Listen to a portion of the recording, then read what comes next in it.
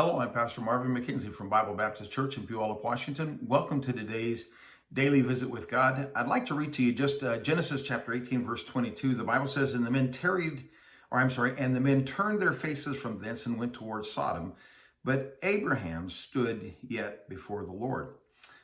So things are moving on. In the passage, the angel Lord, and two other angels had come to meet Abraham at his tent. He had prepared for them a meal. They have made the promise that he and Sarah have been given the promise that within a year's time, the promised son would be born, and all of that has happened. And now things moved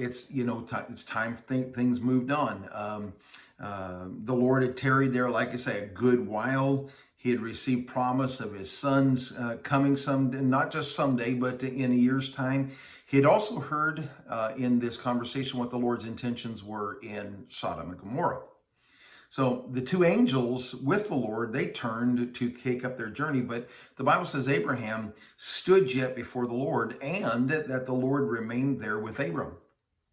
The prayer of Abraham and the Lord's answer to that prayer is then recorded in the rest of this chapter for our benefit. And it all happens because Abraham stood yet before the Lord. He lingered just a little bit longer after the meal was finished, after the message was delivered, after the meeting was even disassembled and some were leaving, the two angels, the two men that were with the angel Lord.